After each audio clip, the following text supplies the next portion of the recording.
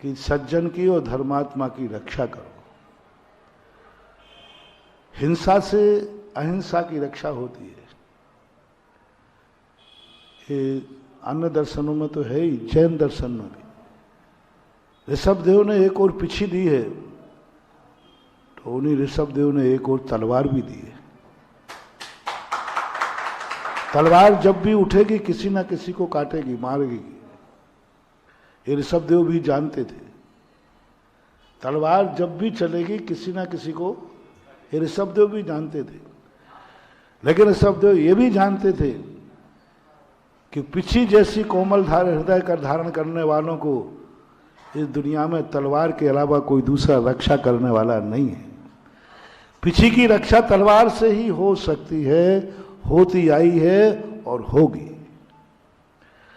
क्योंकि पिछी एक ऐसी चीज है, उसी पिछी की रक्षा के लिए ऋषभदेव ने अशी का उपदेश दिया, तलवार का उपदेश दिया, छत्री बनाए, छत्री वर्ण की स्थापना की। धर्म और धर्मात्मा की रक्षा करो, क्योंकि धर्मात्मा स्वयं अपनी रक्षा नहीं करते, वे सारे जगत की रक्षा करते हैं।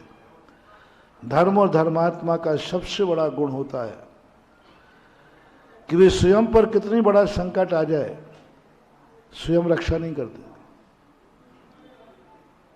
स्वयं कष्ट उठाते रहें, लेकिन सारे जगत के लिए रक्षा करने के लिए 24 घंटे तैयार रहते हैं। स्वयं के ऊपर प्राण घातक भी संकट आ जाए तो भी साधु ध्यान में बैठ जाता है, लेकिन चलती हुई चींटी को अपने पैरों से बचाता है, इतना कोमल और करुणावान होता है। यानी चींटियों तक की भी रक्षा करता है।